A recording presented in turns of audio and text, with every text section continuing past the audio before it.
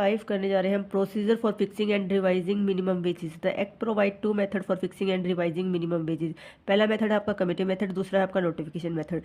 Committee method में क्या किया जाता है, गवर्नमेंट अपॉइंट करती है कमेटी को, जिसमें एम्प्लॉयर, एम्प्लॉयज़ और इंडिपेंडेंट एक्सपर्ट होते हैं। कमेटी स्टडी करती है वेज कंडीशंस के ऊपर और सबमिट कर देती है रिकमेंडेशन। उसके बाद गवर्नमेंट कंसीडर करती है इस रिकमेंडेशन को बिफोर फाइनलाइजिंग द वेजेस।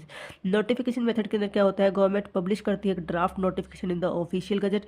उसके बाद पीरियड दिया जाता है 2 मंथ का एटलीस्ट, जिसमें ऑब्जेक्शंस या सजेशन लिए जाते हैं पब्लिक के। After considering feedback the government finalise the wages and notify them.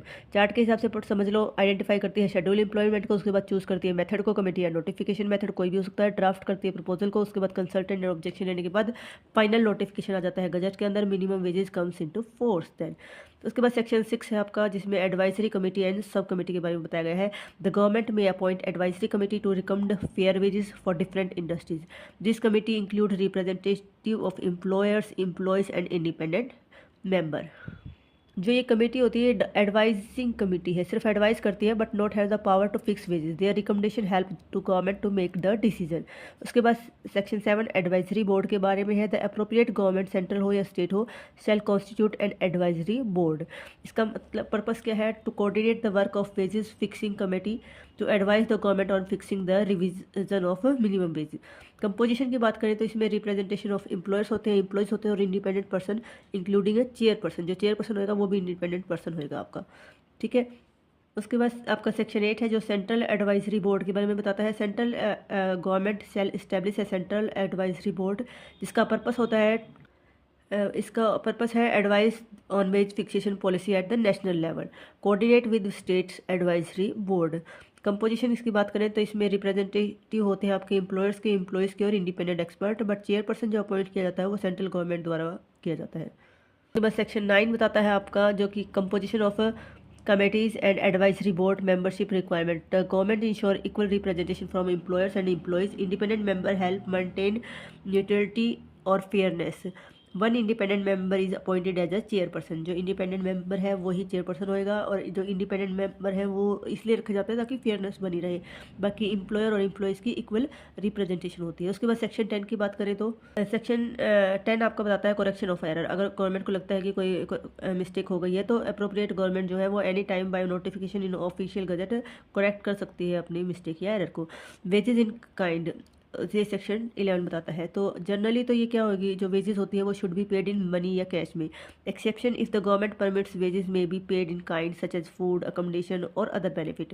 Condition क्या है, the value of wages paid in kind must be fair हो, रीजनेबल हो और must be approved by government हो। उसके बाद सेक्शन 12 है जो payment of minimum rate of wages के बारे में बताता है। तो no employer shall pay less than minimum wages fixed under this act, even if worker agree to work for lower wages the employer can not pay less than the prescribed minimum wages. यानी कि पहली बात तो ये कहें minimum wage से कम दे ही नहीं सकते। अगर आप ये बोलते हो कि वर्कर ही एग्री हो गया था तो ऐसे केस में भी एम्प्लॉयर नहीं कर सकता मिनिमम वेज से कम। लीगल प्रोटेक्शन की बात करें तो ऐसे एग्रीमेंट जो एक्सेप्ट करते हैं लोअर वेजेस को, ये सारे इनवैलिड है और इनफोर्सेबल है। उसके बाद सेक्शन 13 की बात करें तो ये है fixing of working hours, over time and rest days. The government can set working hours for different employment. It can prescribe daily and weekly work hours fix करते हैं। ओवर टाइम पेमेंट रेट जो कि normally double है। Rest day की बात करें तो a day in every 7 day. And interval की बात करें तो 1 और more specified interval. Rules for night shift and special categories of worker. No employer can force worker to work beyond the prescribed hour without paying overtime. यानी जो over time में है उसको फोर्स नहीं किया जा सकता और उसको पे किया जाएगा। विदाउट पे आप उसको फोर्स नहीं कर सकते कि हाँ भाई वो ओवर टाइम कर, प्रिस्क्राइब जितना उसका आवर्स है उतना ही वो करेगा। उसके बाद सेक्शन 14 कहता है overtime wages. If a worker is required to work beyond the prescribed working hour they must be paid overtime wages at a rate higher than the normal wage. The government determine the overtime rate which is typically twice the regular rate. Normally twice होते हैं but government ही इसको मतलब करती है, suggestion देती है कि over time rate क्या रहेगा। और नॉर्मली ये होएगा कि जो नॉर्मल वेजेस है उससे ज़्यादा ही होएगा ओवर टाइम का, ठीक है। उसके बाद सेक्शन 15 बताता है आपका wages for a worker who works less than the normal hours. If a worker can not complete full working hour due to the employer's fault they must still be paid full wages. हो सकता है कोई machine ख़राब हो गई हो, कुछ भी ऐसा फॉल्ट हो गया जो एम्प्लॉयर की वजह से है, तो उसको पूरा ही वेजेस देना होगा, जो कि मिनिमम वेजेस फिक्स है। However if a worker is absent without a valid reason the employer is not obligated to pay for that period.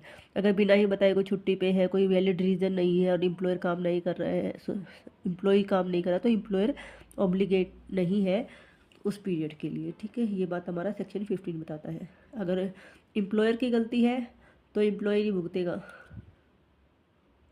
उसके बाद सेक्शन 16 की बात करता है वेजेस फॉर 2 और more classes of work. If a worker perform multiple type of work with different prescribed wages their wage should be calculated separately. अगर एक से ज़्यादा मल्टीपल वो काम कर रहा है तो उसके सेपरेटली उसको based on the application rate for each type of work, हर काम के लिए उसको सेपरेटली उसको कैलकुलेट करके उसको दिया जाएगा वेजेस। सेक्शन 17 बताता है minimum time rate wages for piece work for worker who are paid based on the piece rate work. उसके बाद क्या बोलते हैं, their earning must be fall below the minimum wage when converted into a time based wages. उसके बाद maintain of register and record. Section 18 बताता है तो एम्प्लॉयर्स की ड्यूटी है कि वो require to maintain proper record including detail of wages paid, working hour, over time and wages deduction. This record must be available for inspection by government authority. Inspection भी हो सकती है इस रिकॉर्ड की। ठीक है, उसके बाद सेक्शन 19 है appointment of inspector. The government appoint inspector to monitor compliance with this act. These inspectors have the authority to enter workplace, examine wages record and question employers and employee to ensure their minimum wages are being paid correctly। यानी watch dog का काम करेगा inspector. Section 19 बताता है। उसके बाद section 20 है claim and recovery of wages.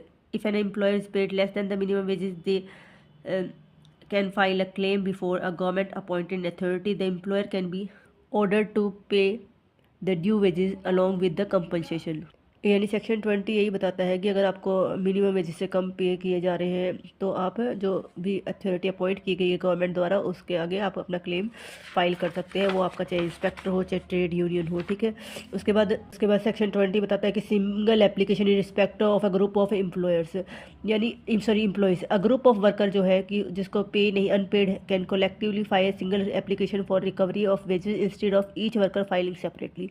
यानी ग्रुप ऑफ वर्कर्स है जिसको पे नहीं किया गया है वेजेस या मिनिमम वेजेस से कम वेजेस पे किया जा रहा है, तो वो अलग अलग वर्कर अलग अलग फाइल करे केस। इससे अच्छा एक कोलेक्टिवली एक एप्लीकेशन लगा दे।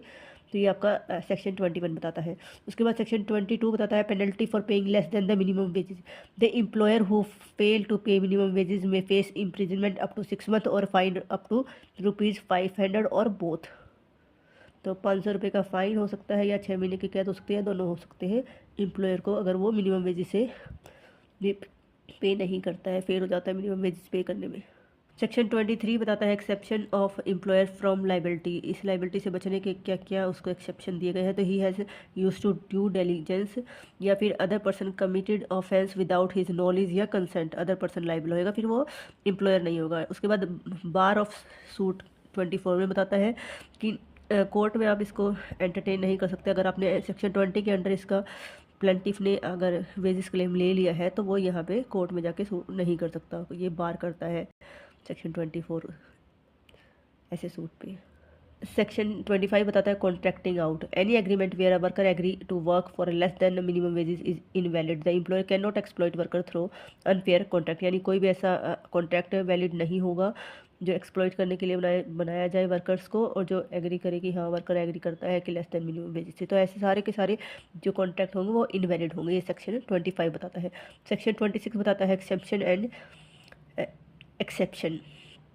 The government has the authority to exempt certain industry or occupation from the provision of this act। तो गवर्नमेंट चाहे तो कुछ भी कोई भी एम्प्लॉयमेंट को एक्सेप्ट कर सकती है इस एक्ट से, या कोई भी इंडस्ट्री हो कोई ऑक्यूपेशन हो तो शेड्यूल में नहीं होगा तो उसके ऊपर ये एक्ट नहीं लगेगा। सेक्शन 27 बताता है power of state government to add to schedule. The government can add a new type of employment to the schedules employment list by issuing a notification extending the act coverage to more sectors. तो अगर और ज़्यादा sectors को cover करना चाहते हैं तो notification के द्वारा स्टेट गवर्नमेंट ऐड कर सकती है शेड्यूल के अंदर एम्प्लॉयमेंट को। ये सेक्शन 27 बताता है। सेक्शन 28 बताता है power of the central government to give direction. The central government may give direction to the state government. Section 29 बताता है power of the central government to make rule. The government is empowered to frame rules regarding the implementation of act including wages, fixation procedure, maintenance of record and functioning of advisory board. तो ये सब power है state government, central government के पास इससे related सब rule बनाने की।